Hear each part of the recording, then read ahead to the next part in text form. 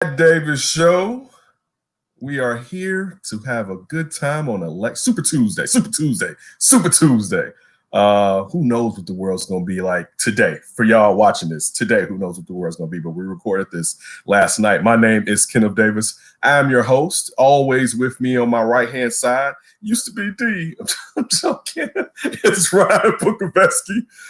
Follow Ryan at Ryan B. Ski and Ryan B. Ski 1 on Instagram. I didn't give my ad. My ad is that Davis across all platforms, even platforms I don't use. I usually snatch up my handle just in case I use it down the line or just to stop those little kids from using my damn handle and disrespecting the That Davis franchise. But yeah, we definitely want to get into some election talk. We got to talk about that Bears loss to the Saints this past week. A little dabbling in the NBA and discussion between owners and the players about when to start. There was something that came out today that said that players want to start in the middle of January, where the league wants to start or ownership wants to start before Christmas Day. And if they don't do that, there's a chance they could lose up to $650 million. So we'll talk about that a little bit. And of course, going to go up for grabs. In the heart of the show, we're lucky enough to have Chris McPherson, writer for the Philadelphia Eagles.com, to join us for a discussion on Nick Foles. I want to take a dive into Nick Foles and his career with the Eagles and just oppose that with what's taken place so far with the Bears. I didn't know what that was. But look, right now, Ryan just did something on the screen. It popped. But right now, let's go off the top. Take it from the top. The tippy. Oh, my people. All right. One thing I wanted to get into, and I just saw it on the news, was the fact that COVID cases in children has risen and has been at the highest since the pandemic has taken place. At least this past week, 6,100 kids got COVID. Now, the reason I'm bringing this up is, one, we've been told a lot of times that they're not super spreaders or they are super spreaders. But here in Chicago, one of the things that were taking place, or one of the things that CPS, Chicago Public Schools, asked the parents was for kids that are in pre-K and kids that are special needs, I have a daughter in pre-K, that they were going to go back to school, not hybrid like they were talking about before school started, or that was at least an option prior to school starting. But they were going to do it every day because they feel like those kids are neglected and really aren't getting as much out of remote learning, which I can't understand what they're saying. Because if you can't help your kid and they're in pre-K, not all kids need help, but majority of kids need help. And it's good to have an adult there because the teacher is still remote and can't really impose their will on these children. So it's good to have. Damn shame.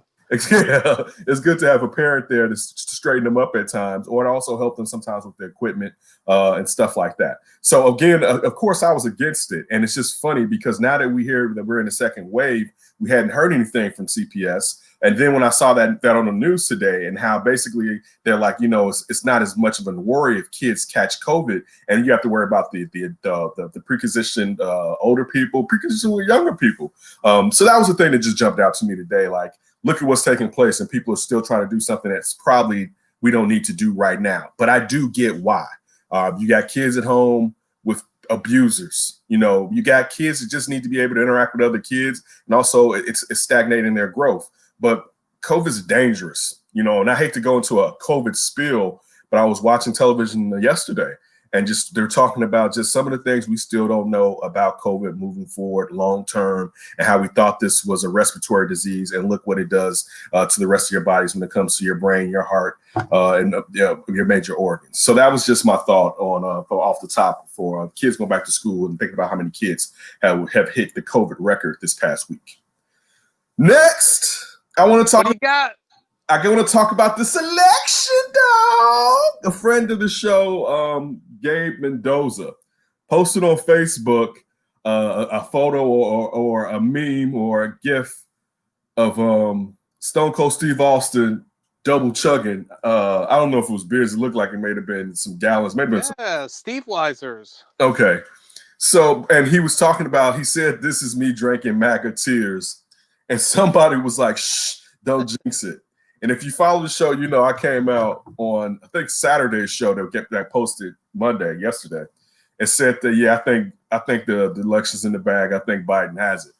And I told Ryan I'm doing this and getting myself amped, so if it goes left, I can get real mad, and I can use that anger for the next 4 years to fuel me.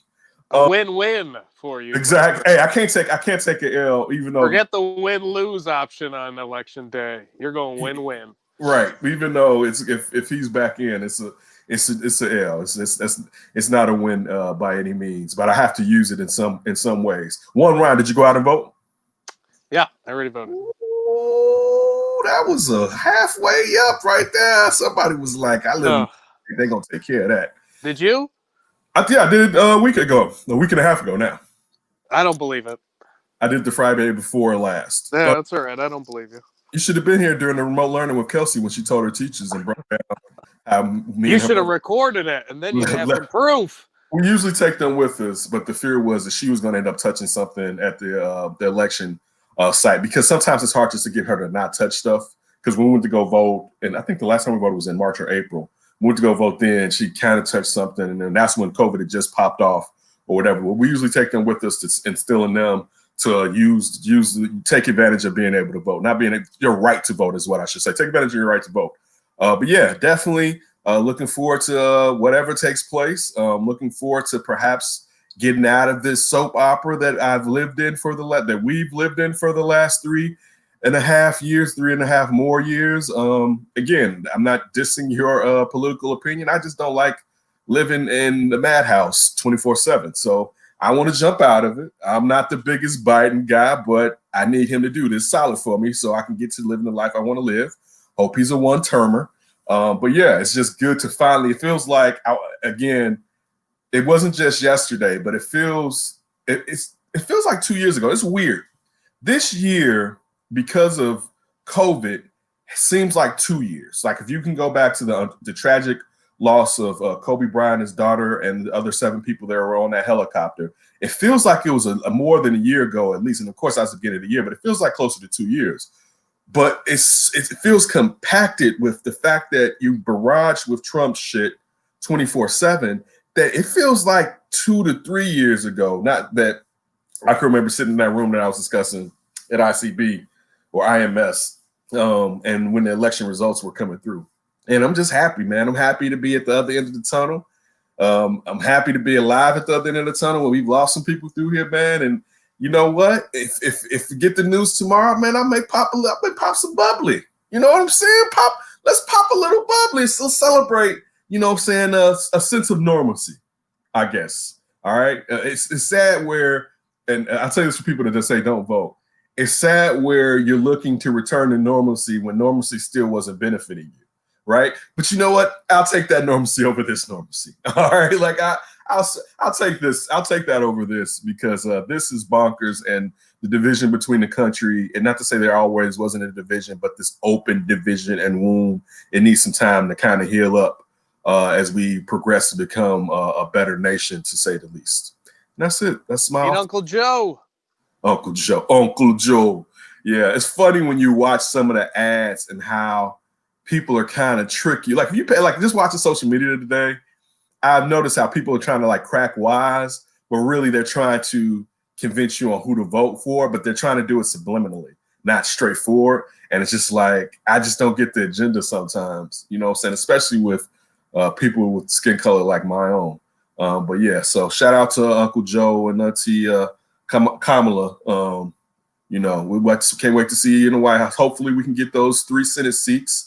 And since she'll be vice president, she'll have that tie-breaking vote if we can't get 4. And, you know, at least for a term, you can have both houses with all 3 branches of the government. You know what I'm saying? So, yeah, man, this is what a time to be alive, to say the least, unless shit goes to shit tomorrow. Unless all these stores that are boarded up, and all these people where you have old CTA buses and you have garbage trucks to try to block people, unless that's actually needed. Well, we got our first polls closing pretty soon, and it's going to be all friggin' night, and who knows with these mail-in ballots. I mean, there's so many mail-in ballots, Ryan, that outside of the states that first report and that don't wait to tear those bad boys open, it's going to take a while. Like, I didn't get why, even to a certain degree tonight, people are kind of amped, where it's like, we're maybe tonight we'll have an inkling, but we'll have probably a clearer picture tomorrow afternoon about which way it's going with all the mail-in votes, to say the least. You would think. I wonder how they're going to do it. They're going to tell us. It's going to keep. You're just going to see it on the news where that state reports and tells us, how many electoral votes or whoever got what. I heard somebody say it's going to be a little stagnant. Then you're going to just see leaps and leaps, perhaps at times, because all of those mail-in votes coming in. Well, hopefully it's dramatic, I guess. All right. On the other side of this break, we're going to switch off into a little bit of football. I definitely want to take a deep dive into Nick Foles' career with the Eagles to see how that affects, or how it affects how he plays with the Bears, as far as his accuracy, as far as his fundamentals when he's thrown off his back foot, and as far as not necessarily taking care of the football. To help me with that, we're going to have Chris McPherson from PhiladelphiaEagles.com to join us to start talking about a little bit about Nick Foles' career with the Eagles, the ups and downs, and how that may necessarily play out here in Chicago. That Davis Show. That Davis Show. Right now, we're joined by Chris McPherson. He covers the Eagles for PhiladelphiaEagles.com.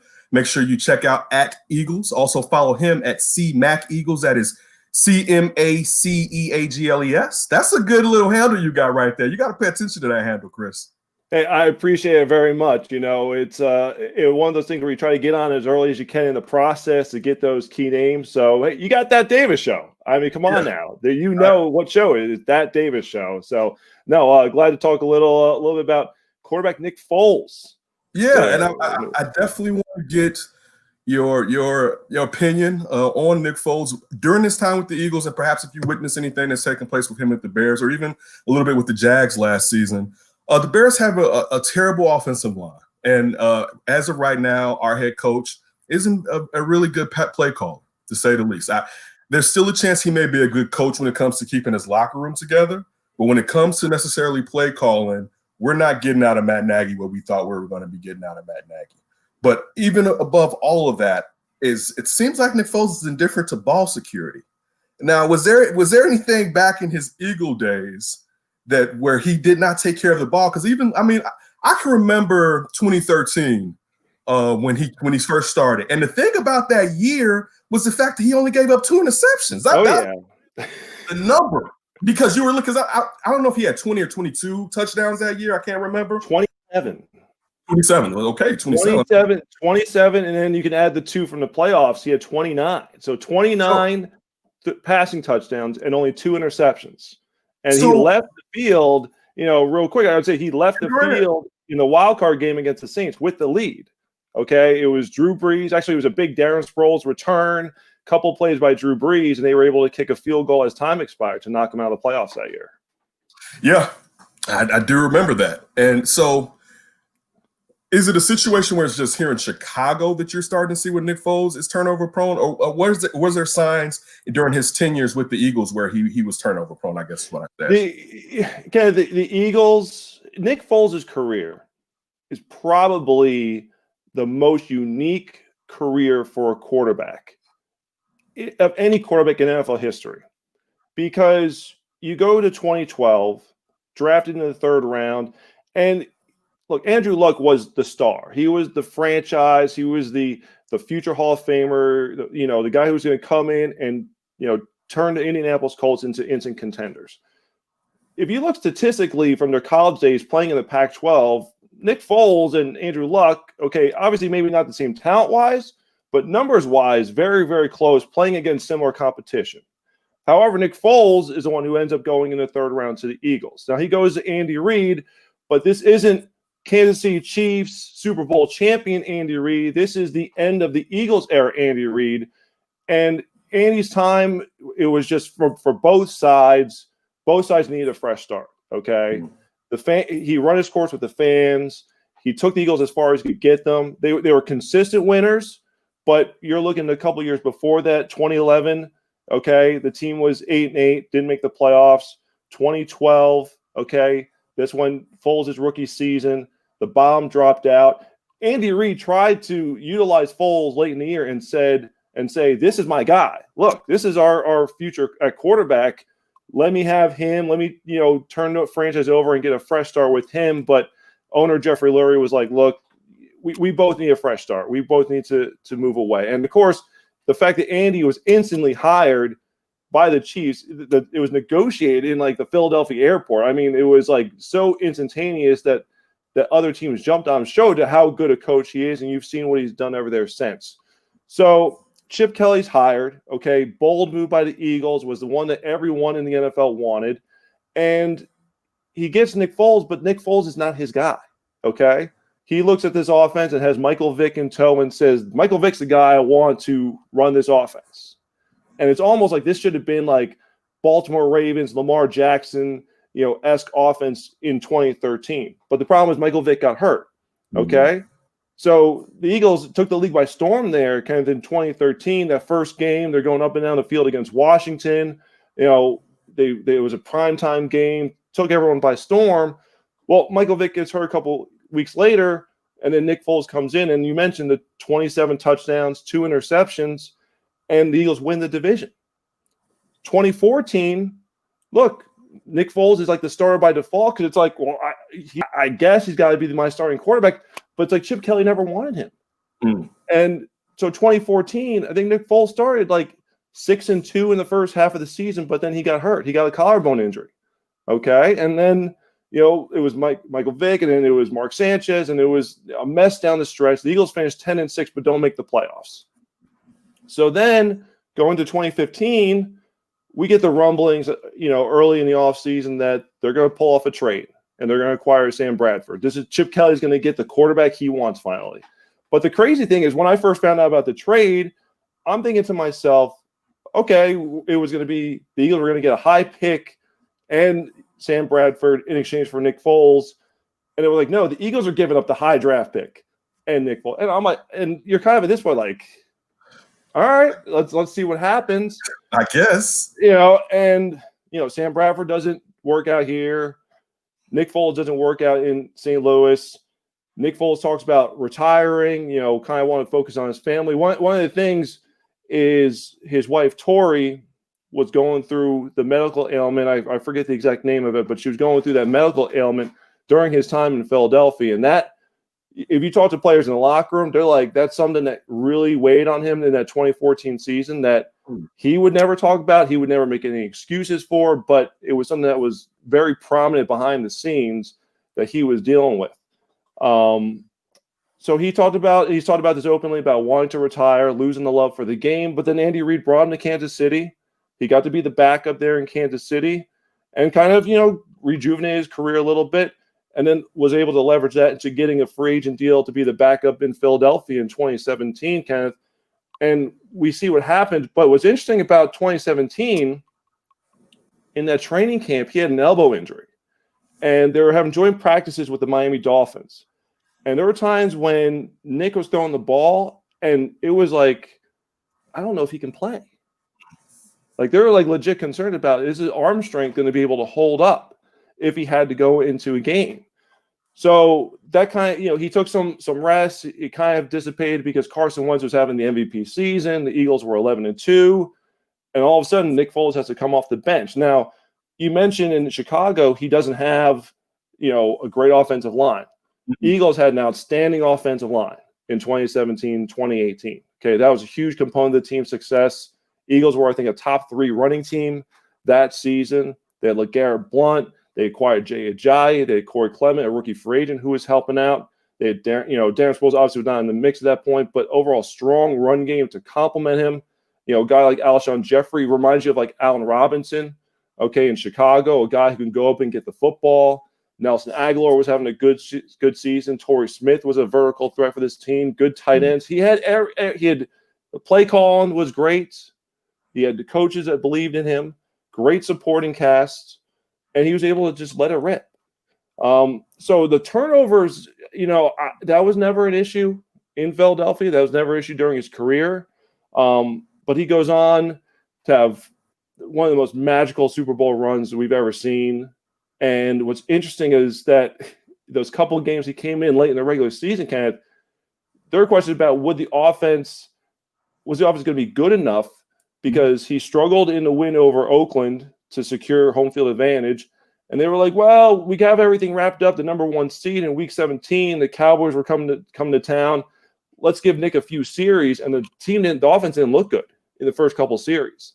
And a lot of the chatter on Sports Talk Radio was, should it go to Nick Foles? This is a playoff caliber team. And remember, everyone was saying that this is the worst number one seed. It's a number one seed that's going to bounce out of the playoffs very quickly. And, Nick Foles plays okay in the game against Atlanta, divisional round. They win because Julio Jones can't get the fourth down pass a little bit high over his head. But then the NFC Championship game, he couldn't miss. And Nick Foles he's a streaky quarterback. Okay, he's a high volatile quarterback. You could get an NFC Championship Super Bowl Nick Foles where he's just on top of his game and nothing can stop him and he's red hot, or you can have struggled Nick Foles where he's just going to be in a funk and you don't quite know what you're going to get. I think it's that volatility that probably has forced teams to kind of wonder if he can be a long-term answer at starting quarterback in the NFL. But he led the Eagles on the playoff run in 2018 as well. He deserved a chance to be a starter. He showed enough that he could be a starter candidate. Then, Jacksonville, I think you could say it's the coaching. He had the injury early on. Jacksonville just seems like it's struggling as a franchise to getting traction going. I was happy when he went to Chicago because he had Matt Nagy there who knows him.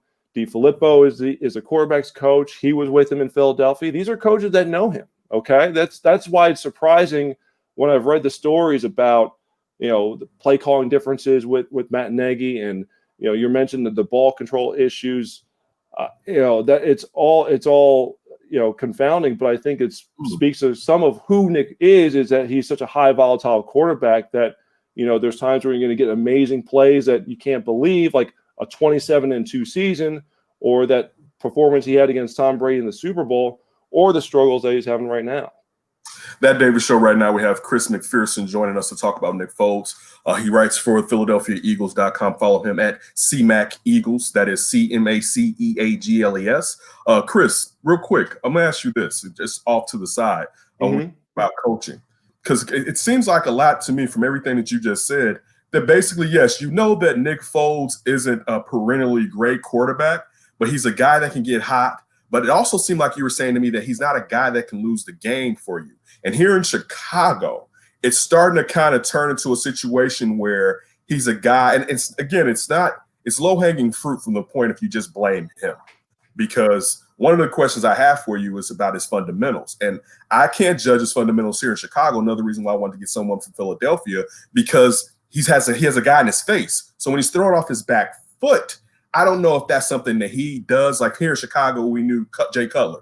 Jay Cutler, phenomenal arm, right? But because of that phenomenal arm, fundamentally his footwork was trash. Like he would never just go through and throw the ball. So one, coaching-wise, do you think it's really a coaching problem here in Chicago? Because it seems like in Philadelphia, the coaches knew what to do with Nick Foles. And perhaps here in Chicago, the coach doesn't know what to do with Nick Foles. I would say the one thing, if you go back to his early tenure with the Eagles at 2013, 2014 timeframe, he had a tendency to hold on to the ball too long. He had a tendency, you mentioned the back foot issue there. He would tend to kind of fall away as he's throwing, to lose some of that strength into his throws, and that would kind of leave some of those balls up in the air. So that was one thing. The other thing, I haven't watched too much of Nick with the Bears this year. I did catch the latter part of the game against the Saints the other night because it was before the Eagles played the Cowboys. It was on at the stadium. And there's a part of, look, anyone who's connected to that Eagles organization, they're always going to look at Nick, and he's going to have a special place in our hearts just because he's genuinely as good a guy as he is, behind the scenes in the locker room as you would see from a public persona. And certainly it's going to be a different relationship for Eagles fans as compared to Bears fans who really have no connection to Nick. But nonetheless, there's that vested interest of watching. And it seems like because of the struggles of the offensive line, and it doesn't seem like, I know Montgomery had a good game, but I don't know if the running game has been consistent enough for him that he's not a type of guy who's going to have the elusiveness to make, second reaction type plays. He's not going to be like a Mahomes or Russell Wilson, even a Carson Wentz in that regard, where, if the pressure's coming down on him, he can get out of the way and make something out of nothing.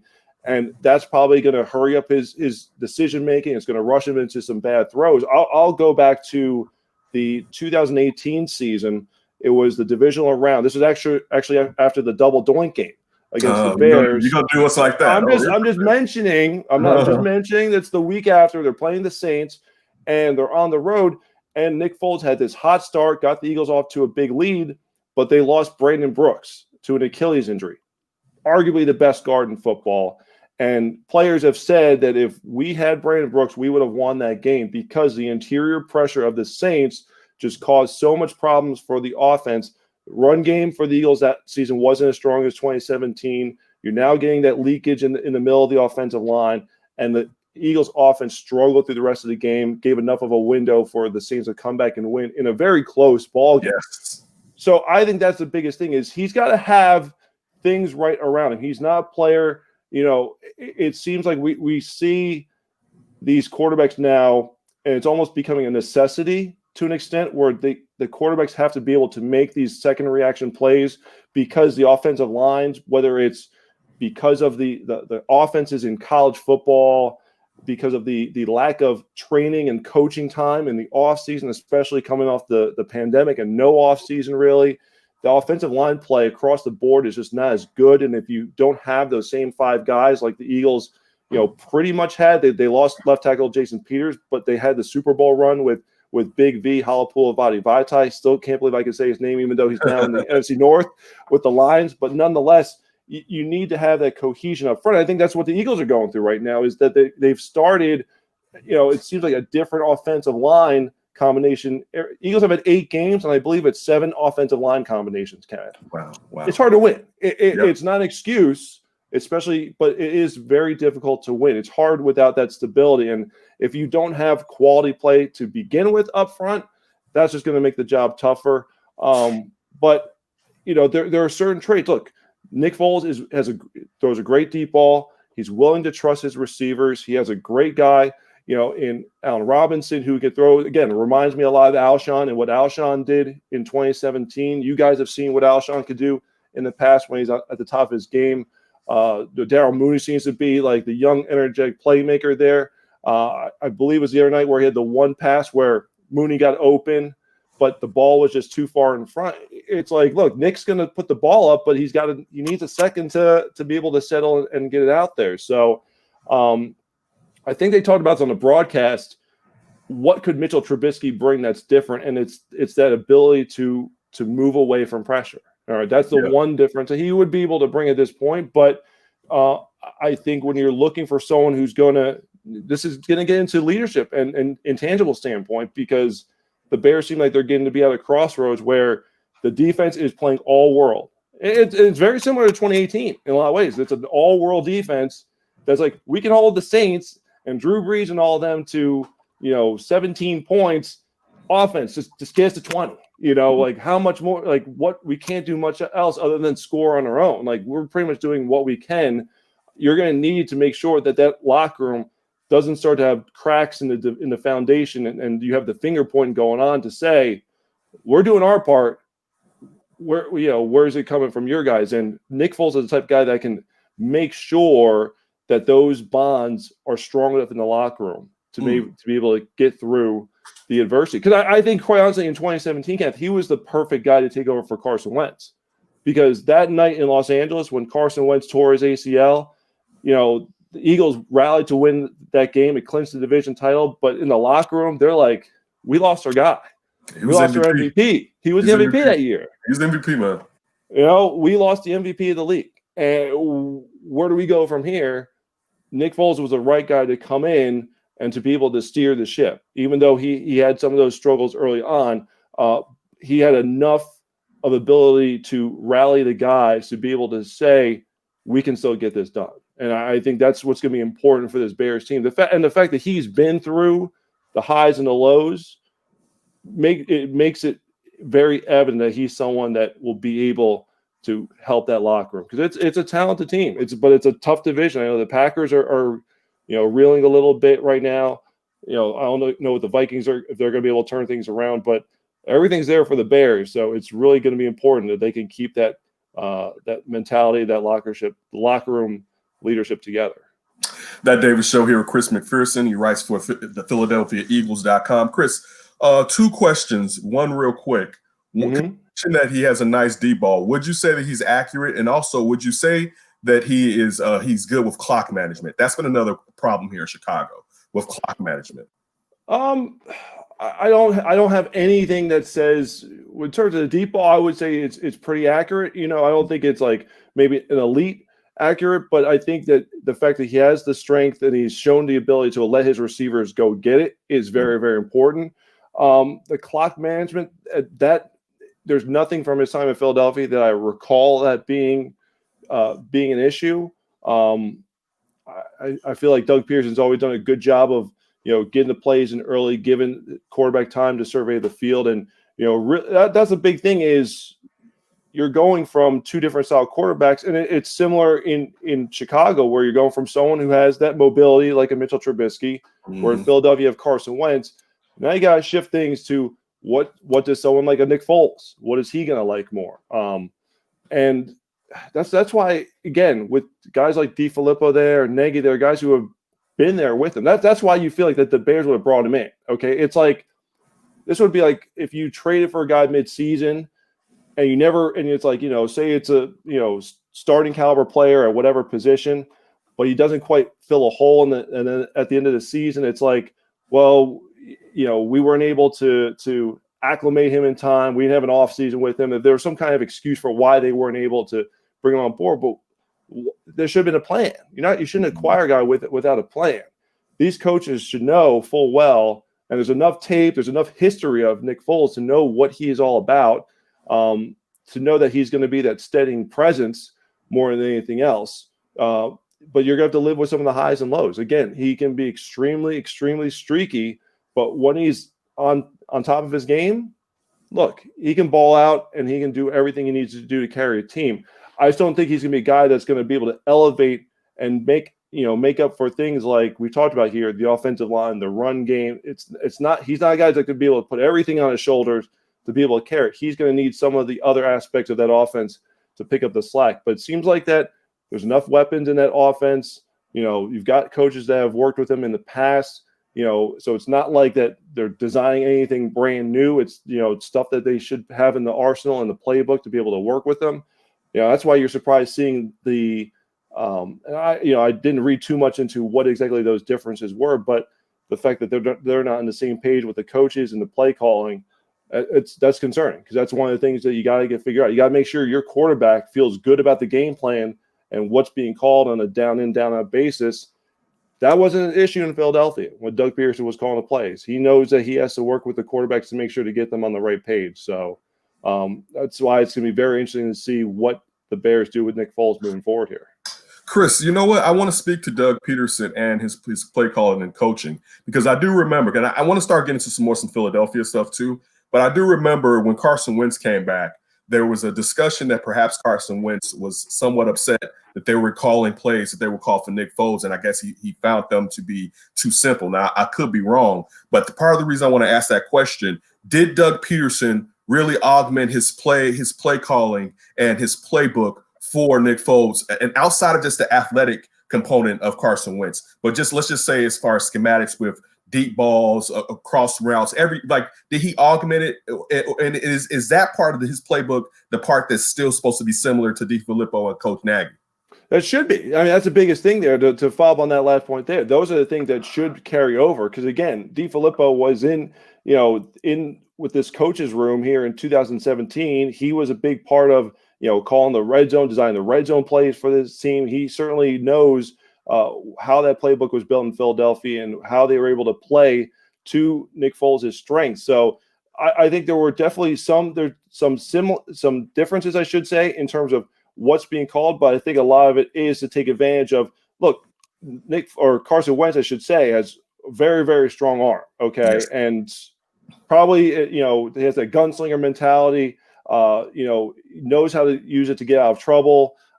There was a throw against the Giants. It was the game 2 weeks ago where he's like rolling to his right. He throws across his body, to like the left side of the field, and it became a jump ball for Travis Fulgham, the breakout player for the Eagles. And it's actually one of the rare times he didn't come up with the ball. And it was one of those plays where you say to yourself, man, do you really want your quarterback throwing that ball? But Carson Wentz can do it and knows that he's able to get away with it. So it's like, and I think the coaches have said that, when he's doing that and he's playing at the top of his game, you're just kind of like, you got to ride with it. Okay. You don't, it's not something that you're going to, draw up in the playbook per se, but he has that unique talent to be able to make up for it.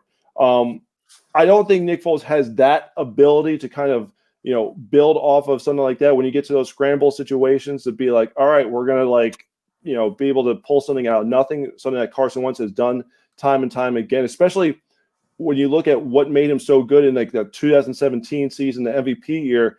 It was like 3rd and long situations. You'd be like, he would find a way to make that play. Like 3rd and 13 was like 3rd and 1 to the Eagles that season. It was uncanny and just in some ways just unbelievable how they were able to pull themselves out of those situations time after time again. Nick Foles is more of he needs the structure than anything else. Okay. He needs that structure where he's got to be able to make, go through the progressions quickly, to be able to make those well-defined reads, not someone that you're going to want to say, again, this goes back to the difference between he and Trubisky is Trubisky can give you some of that. Maybe the decision-making isn't as good at the end of it than maybe say a Carson Wentz. I see you shaking your head there, Kenneth, but don't compare him. Don't compare the two. I'm just putting it out there. Just putting it out there. So I think that's the big thing is realizing that he's someone who's got to be on time. He can work in tempo. I'm talking about Nick Foles here. Can work in tempo. You got to try to keep it within structure. Now, again, if you don't have the strong offensive line play, you got to do a lot of the quick game. The problem is if you don't have guys who are good yards after the catch guys, that's going to kind of limit. So you got to find a way to either create, either give like a max protect so he could get those shot plays off so he can have time for the routes to Mooney or Allen Robinson to let those develop, to take some shots down the field. The bit I saw from the Bears playing the Saints, it seemed like it's a very condensed offense. And maybe is part of it knowing that we've got this great defense. We don't want to turn the ball over. We want to be very careful with it. That's great, but today's NFL is not designed to be let's play small ball and try to win games 20-17. Yeah. It's not. Yeah, you can't play conservative. And again, you've got a quarterback who, in the Super Bowl, the biggest of stages, threw for 400 yards and got 41 points on the board against a Bill Belichick defense. Like, this is a guy who, look, if he has the tools around him, can get it done. Okay. And then you might say, well, that was, a one-time thing. It was a Super Bowl. He played the game of his life. True. The week before that in the NFC Championship game against the Minnesota Vikings, the vaunted defense, top ranked in the league that season, put up 38 points. It was 31 if you had a pick six, so really 31 points, but still it was like nothing. Every throw he put out there, guys were coming down with it. So, and I think that's the biggest thing, that if you have some of that vertical element, he has guys like Robinson who can go up and get the ball. He throws a good deep ball that guys will have a chance to come down with it. And look, it just loosens up the defense to say that we've got to account for it more than anything else. So especially when you have speed guys, like Mooney, the breakout guy, you really got to be able to utilize that part of the playbook and that part of his game. That Davis Show right here, we have Chris McPherson talking about Nick Foles. Follow him at CMACEAGLES on Twitter. Listen, I don't want to compare Carson Wentz, all right, especially 2017 Carson Wentz, to Trubisky, but I kind of want to know a little bit about the relationship in the quarterback room between Carson Wentz and Nick Foles, because I guess I would like to extrapolate something from there as far as perhaps what's going on with Mitch and with Nick. How is the relationship with Carson Wentz and Nick Foles? I guess before Carson blew his ACL out and and Nick came in and won the Super Bowl, and then after winning the Super Bowl, how was their relationship? From all accounts, they're both men of faith. Okay, and I think that's something that bonded them together from the onset. But I also think that they were genuinely happy for each other's success. Nick was supporting and Carson every bit of the way. And when Nick was signed, he was signed knowing this is Carson's team. And even after Nick won the Super Bowl, this was still Carson's team, and he was fine with that. He was as fine as you're going to be, with that, understanding that, look, this is my role. I'm coming here to do my job. Like, I'm one of the guys. That's a big thing. But he knows, time and time again, I'm here to back up Carson. I'm here to hold the ship down, but this is ultimately his team. It was very difficult for Carson Wentz because I think he knew that's supposed to be me. Like, Philadelphia was so starved for that Super Bowl title, and Carson Wentz was playing. We talked about how high level. Yeah. He was 11-2. You know, just the amazing plays. I've said that he was Patrick Mahomes before Patrick Mahomes, with just the plays that he was making. Yeah. I mean, you know, it's like he had celebrities, you know, just, you know, totally in awe of what he was doing on the field. He was must-watch TV each and every week. It was so fun and electric to watch. He knew that during that Super Bowl week, he's like, that's supposed to be me. You know, I'm supposed to be the one, you know, having the MVP performance. I'm supposed to be the one, you know, handed the trophy and, you know, shower with confetti. But I still think that they had a very good relationship between the both of them. You know, again, that they support each other. 2018, Carson was focused on his rehab. I mean, it was an arduous rehab. He's trying to get back. He wasn't ready for the start of the season. Nick had to start the first couple of games of the 2018 season until Carson could come back. But once Carson was ready, it's his show, okay? And he took the back seat once again. He was kind of out of the limelight. And then Carson was dealing with the back injury. He's done for the season. Well, Nick's got to come back in. So at the end of 2018, I think it reached a point where Nick was like, I just want the opportunity to start.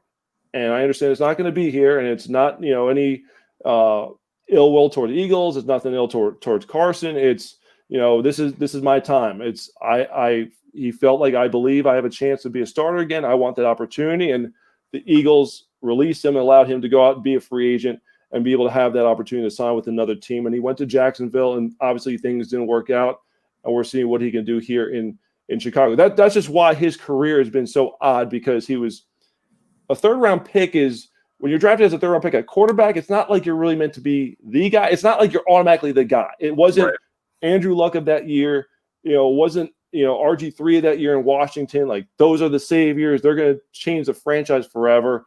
This isn't, you know, Russell Wilson was given the job from day one, but you know, it wasn't that way with Nick Foles.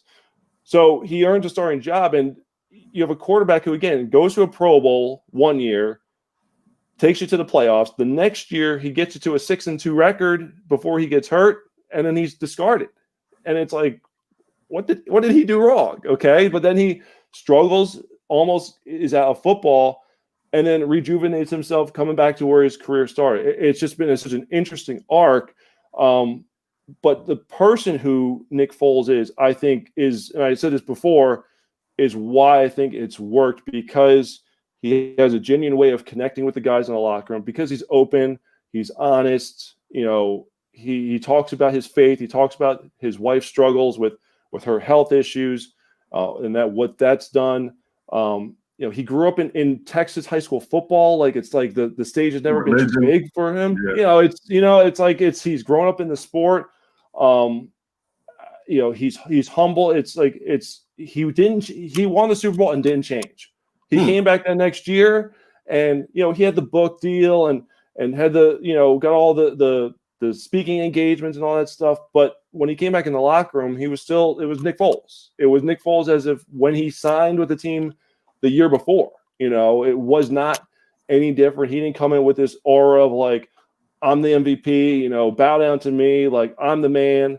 No, he's like, okay, if I got to start a couple of games, great. If not, you know, I'm here to support Carson Wentz and cheer for his road to recovery and to see him get back to the top where he belongs. So he's such a unique player. He's had such a unique career, such a unique person, that I think that's why it's been able to work. And I don't think it always can work like that in a locker room, especially because how often do you see the backup come in to be the hero, right, and then have to come down to be the backup once again? A lot of people brought up like the Phil Simms, Jeff Hostetler comparison from the Giants. 90s Giants. It's rare. It's just really, really rare, especially in a sport that's starved for good play at the quarterback position. Listen, I want to get to Wentz.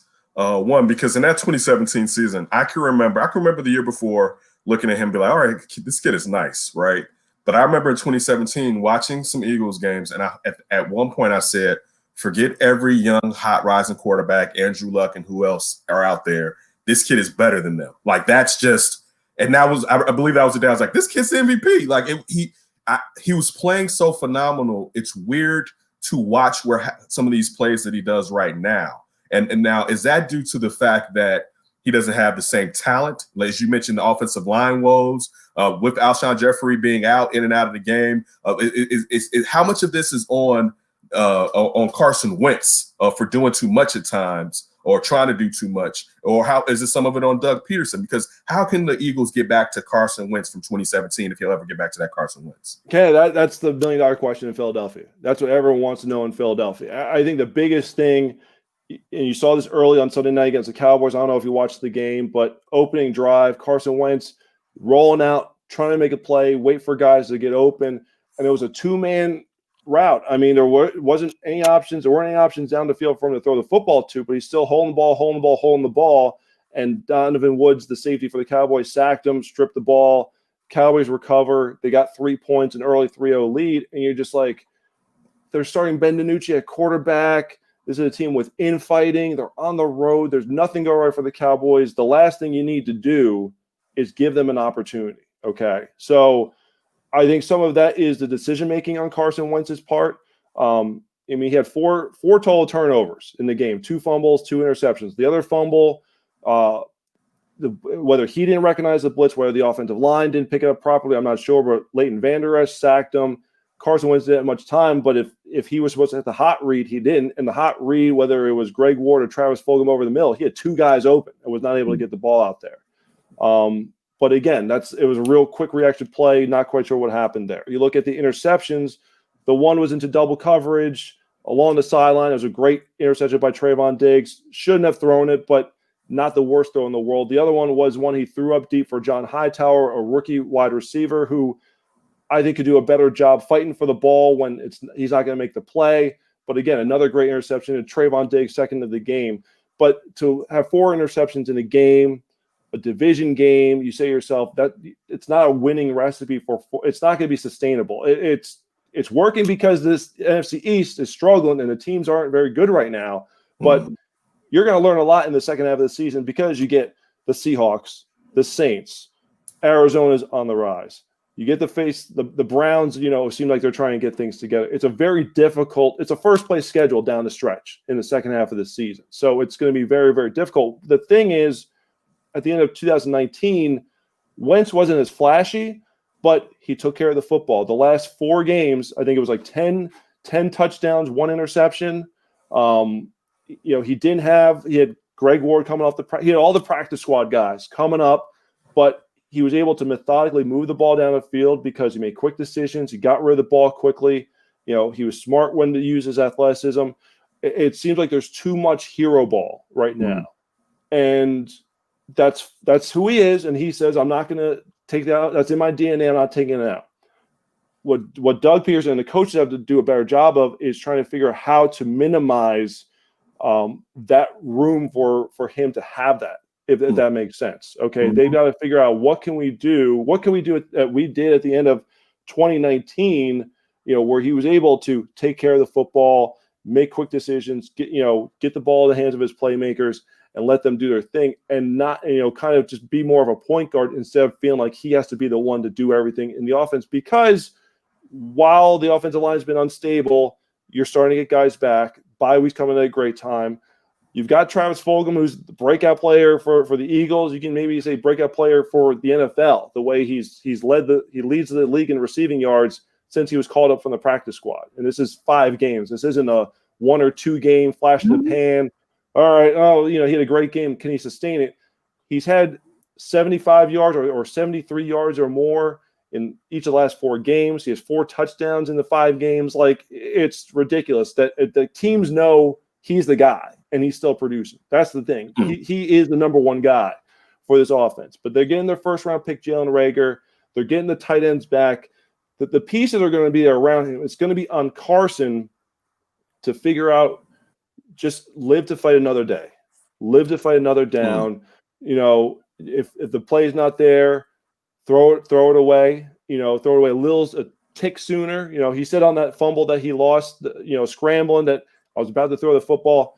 He had all the time in the world to get rid of that football, and he just didn't. Now, again, part of it's on Carson, but the coaches have to figure out a way to kind of rein that aggressiveness in one way or another. So that's really going to be the big key, because it's those reactionary plays that made him who he was in 2017. That's the thing. That him ducking from a defender, rolling out, finding the guy, that's what electrified this offense and really, captured the attention of the entire league. So you don't want to take that away from it.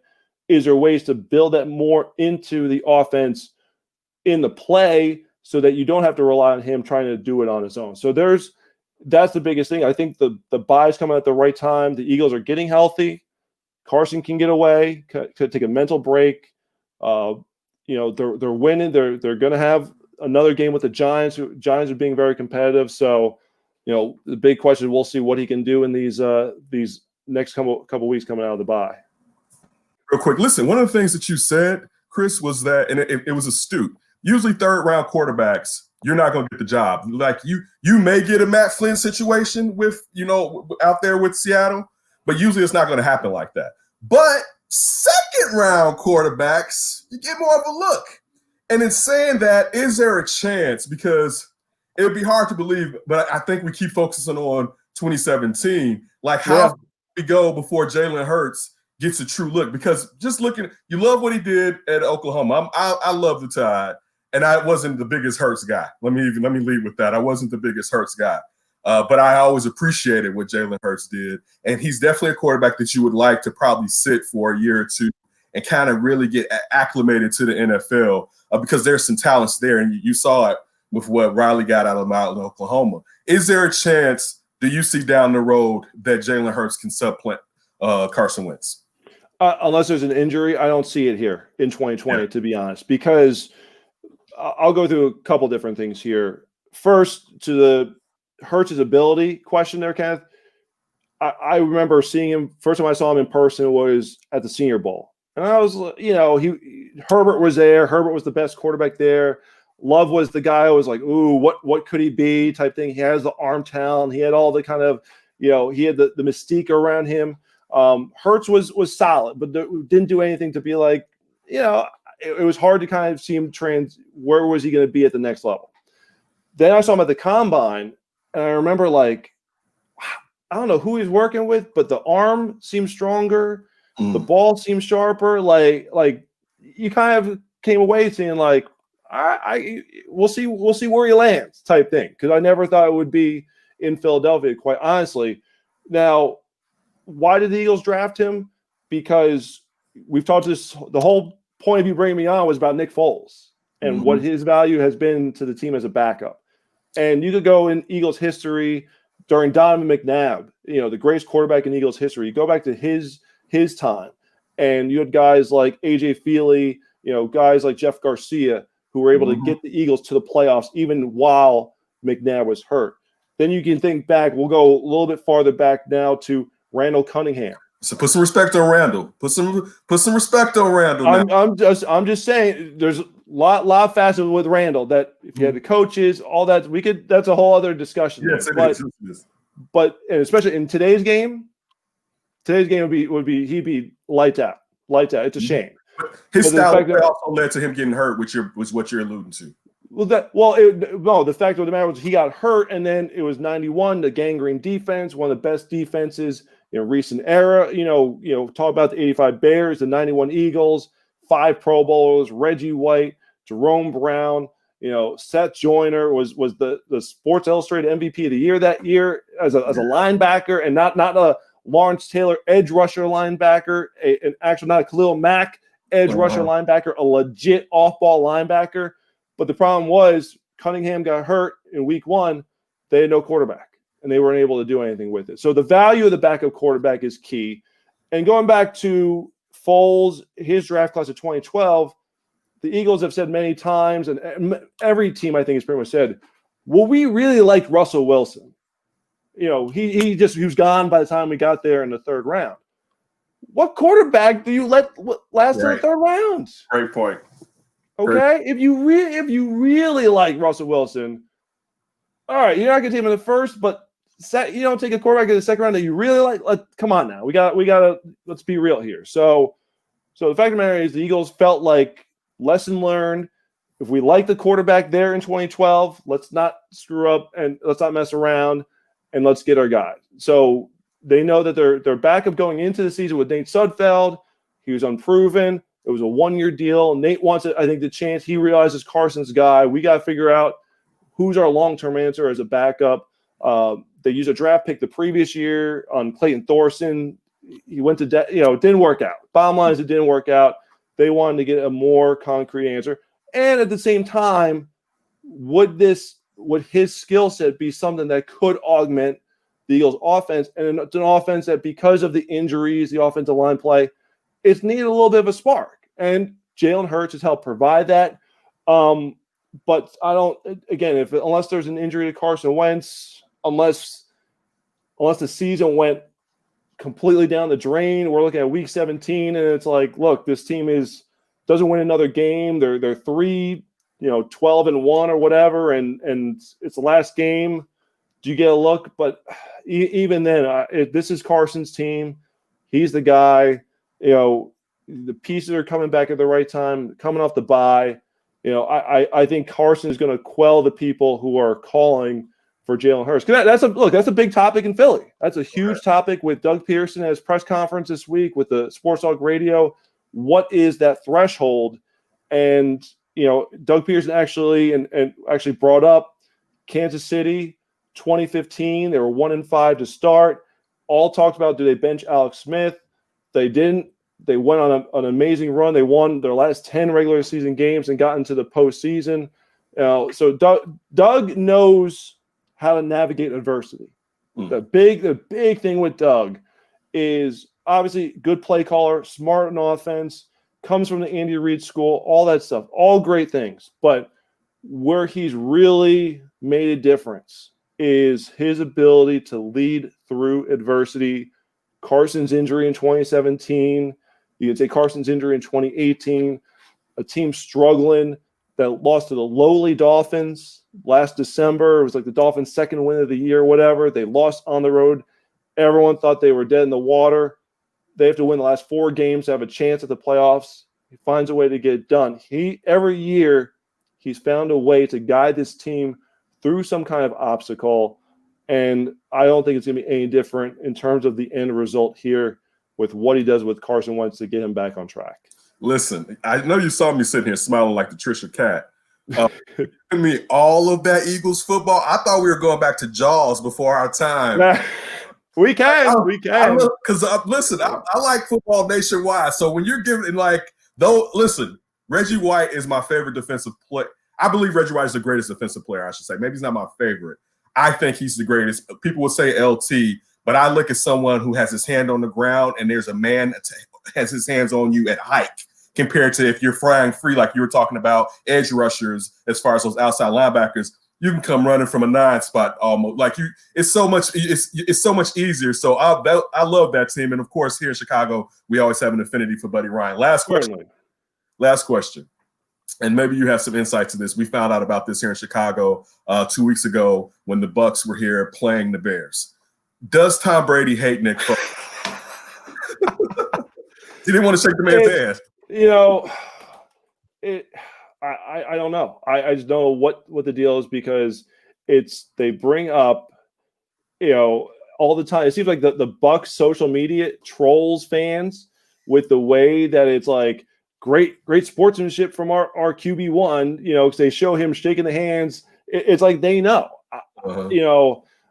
I just don't. I don't know. I know it was an embarrassing end to that game a couple of weeks ago. With the Bucs, maybe there's a little bit of that to there. There might just be a sore loser component there.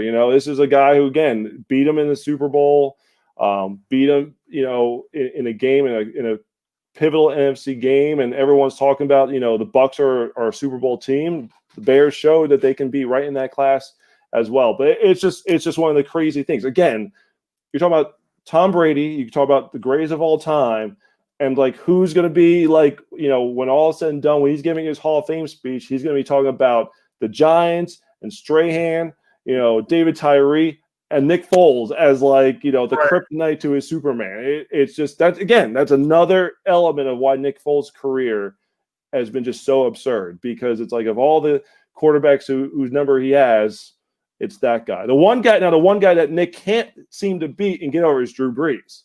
where they went to the same school, both went to Westlake Austin in Texas. They were talking about the big time Texas football. It's been regular season, it's been playoffs. Just happened, this past Sunday where I thought maybe Foles would finally get over the hump, maybe with a different team.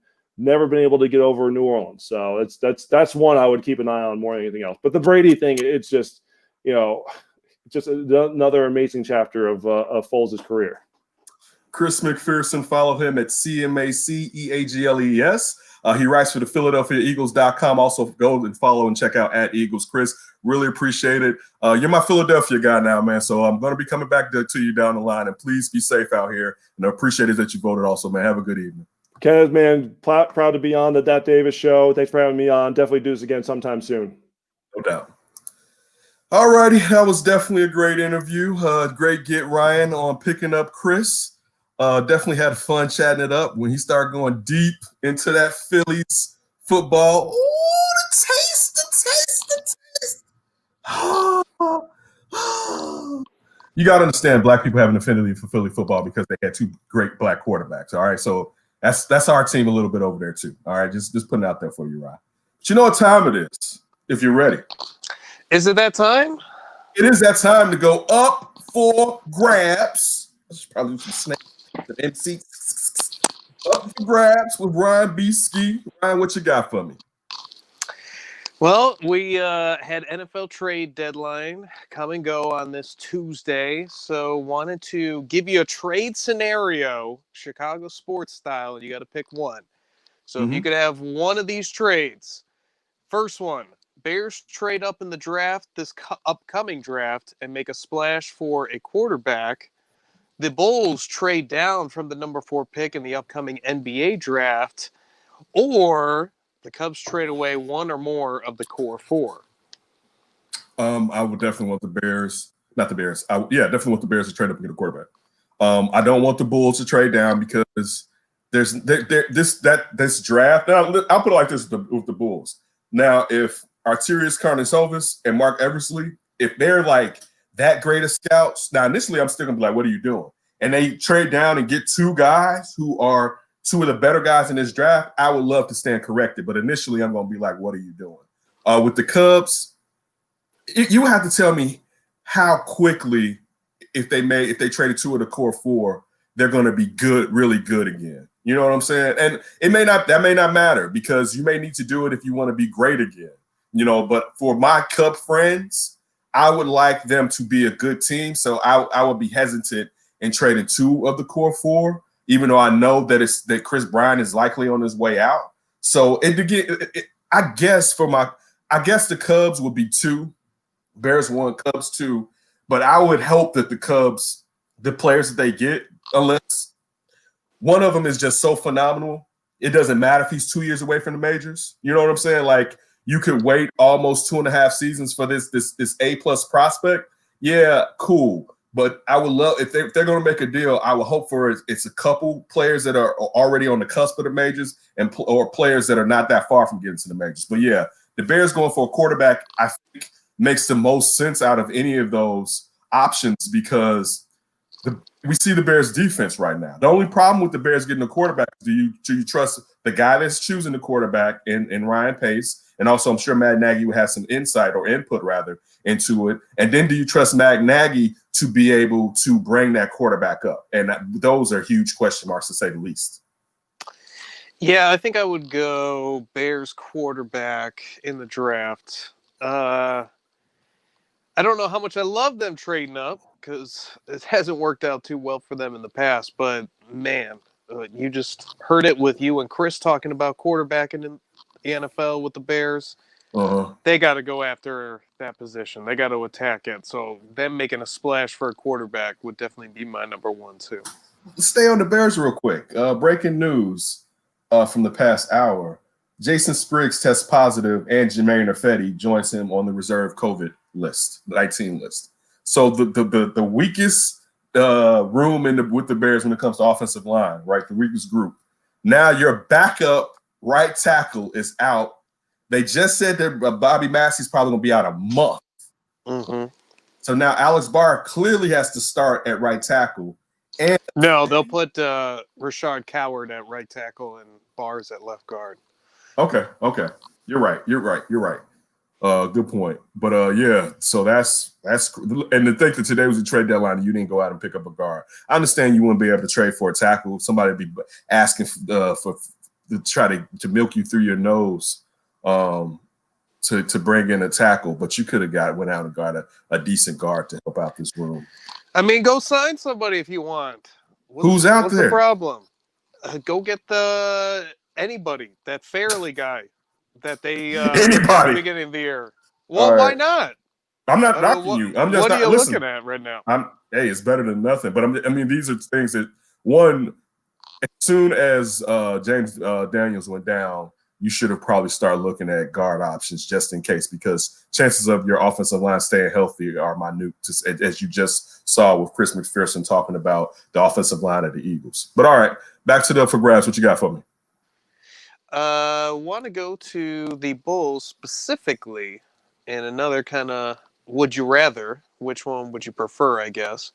What do you like better? The reports that the Bulls are interested in the Israeli prospect at number 4, Deni Avidja, or Maurice Cheeks has been added to Billy Donovan's staff.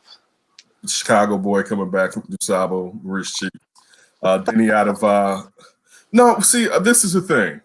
And I'm not saying that anyone's comparing Deni Avidja to me.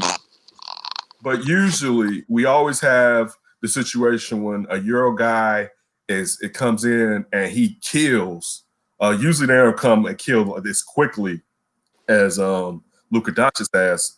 Then you start overdrafting other guys from overseas. I know Donija isn't super athletic. He has a nice handle as far as being a big guy. He can handle the ball. He can facilitate the ball well. He's terrible from the 3-point line. I don't even know if he's a good I don't think he's a good free throw shooter either, which kind of indicates how quickly you'll start to become a decent or average shooter.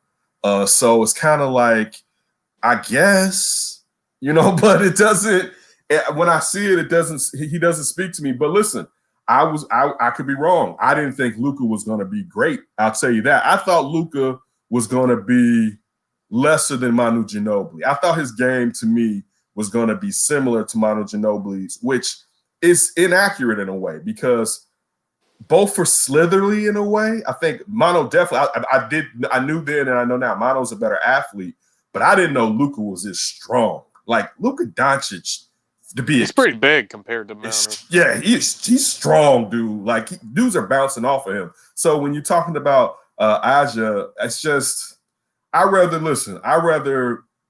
go up and get somebody that if you think one of those first 3 guys are different or is a difference maker, I would prefer for you to try to get those guys. Now, if you have basically the same grade for the first 4 guys and these guys get paid to do this, I don't, then go ahead and get Aja and we'll go from there. I mean, I haven't seen enough. I'm not Fran Fraschilla. I meant to ask you, could you get Fran Fraschilla on the show? I'm not Fran Fraschilla. Is he even in America right now? I don't know. I'm not. He probably is since of the COVID situation. Well, if they're playing basketball somewhere internationally, he might be there. Fran's got to be there. So, yeah. I mean, I'm not the biggest fan of that decision. I would prefer to gamble on, and I know he'd probably be gone. LaMelo Ball, Edwards intrigues me. Before the season, Wiseman intrigued me. I'm not necessarily sure on the Wiseman situation, but the Deni Avidja one is kind of like, I guess. Not feeling it. But how about Mo Cheeks coming back? Listen, I think most people here in Chicago, when you grew up and you found out that he was from Chicago, you had love for him. I can remember Mo Cheeks being. Well, Mo Cheeks was in Philadelphia for when I was a shit. I'm trying to think who was he playing with when I got older. I can't remember. Anyway, yeah, I like Mo Cheeks coming back. You want to see that. Those like it wouldn't be bad one day. I mean, this is if he was on his game. If to have Doc Rivers come back, and I'm not the guy that has to have guys come back. Like, it'd be cool if Derek ended up back in Chicago at one point. But I remember getting into a discussion with our friend of the show, Josh Hicks. Make sure you check out Josh on the We Are Reading Radio. But I remember getting into it because he posted something on Facebook where he was like, yeah, the Bulls should basically like swap picks with Indiana and move some spots down to bring, not Indiana, Detroit, to bring in D Rose. And I was like, you don't go down the draft because you like somebody to bring back D Rose at this point in his career. A sixth man. You have to be on the brink of winning a title. And even if you're on the brink of winning a title, you're not giving up the fourth pick in a draft, right? Like for a sixth man, listen, that sixth man will have to be prolific in that situation. Right. So he would rather have Lou Williams than Derrick Rose. Right. Even though not now because Lemon Pepper. But no, I'm not the one that's always like they need to come home, but it's good. And I think we all knew that Mo Cheeks was coming once we got Billy Donovan, because since he was on the coaching staff, why wouldn't Mo Cheeks come back home, right? It's just been his first chance to actually coach in the city that he was born and raised, where fans had an affinity for him playing high school basketball here in Chicago. And they should get that little girl. The national anthem? Right. Yeah, she's grown. She's grown now. She's grown now. Yeah, they should find her and bring her in. That would be great. That would be a phenomenal one game against the Bulls. They should have her come in and purposely stumble. Right. And right. Look, he doesn't know it's her, and then he comes and yeah. Oh, then Let me give you a Maurice Cheeks hug. Put cheek to cheek. All right. What you got next? Well, you mentioned Doc Rivers, and reports are coming out suggesting the 76ers with former Rockets GM Daryl Morey, they're interested in pursuing James Harden and acquiring him. Do you like that? Is that a good fit, or do you think it's a terrible fit for the 76ers? I think James Harden, almost any place in the East, is a good fit because it's less work. I told you I would love to see him with the Heat about a month and a half ago. Yeah, they would be unstoppable if you put him. They would. I don't like it. He bought into that culture, and his defense has improved. I thought when Daryl Morey went there that he was going to try to get his favorite player, his best player. I remember him saying the worst thing that he's ever going to do is probably not give James Harden a championship. So that tells you his affinity for James Harden. So as he was giving the bird to Tillman, leaving the office, he said, "I'm going to get my player back. I'm coming back for him." This is the thing. So I would think you're going to end up sending Ben Simmons. If you're going to do that with Harden, I would probably in a way, I prefer to keep Simmons, but I don't know how Simmons and Harden would actually work together. With Simmons, we saw how Russell Westbrook and Harden worked together when he couldn't shoot. But you know what? The thing would be different, though. So, if the thing that we're saying that if it was Simmons, if Simmons is traded for Harden, then Harden would be there with Joel Embiid, correct? Mm-hmm.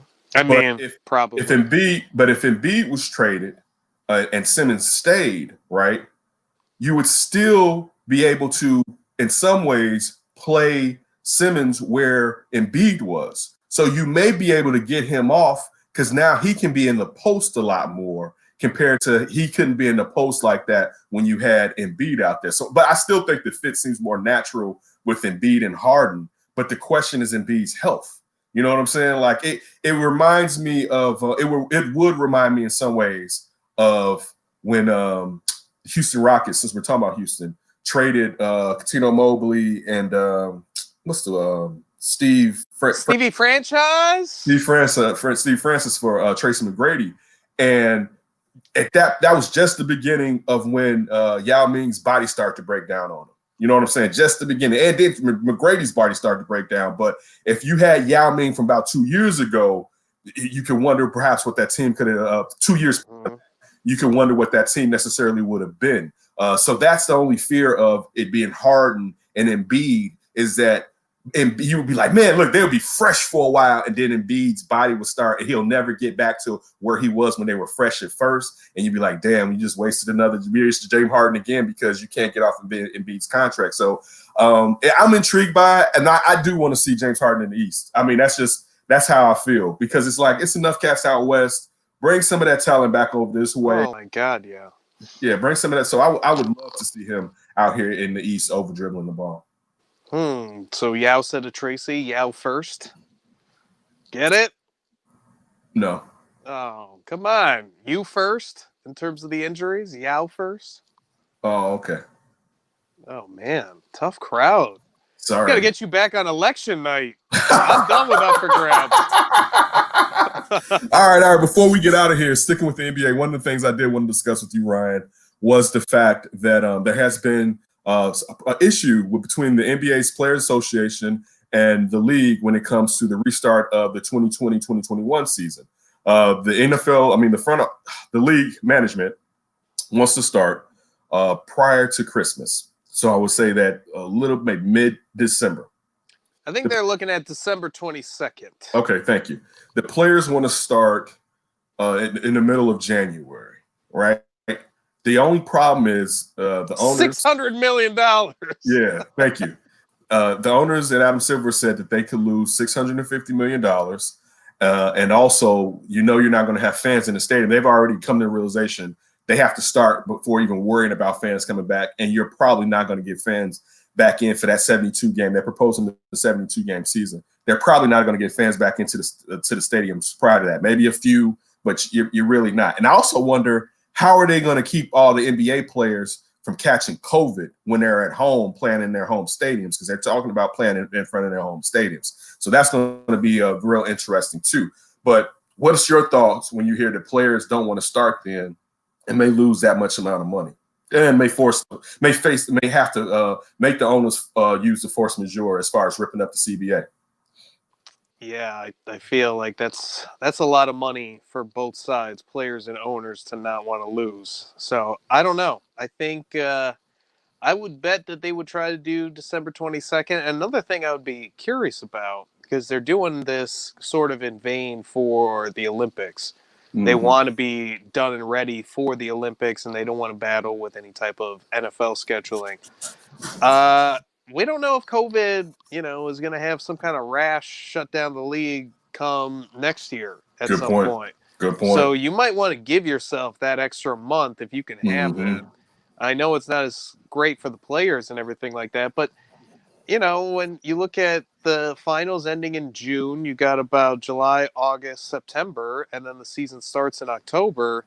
It's not too disproportionate from what we have right now, and especially if you weren't one of the invite teams.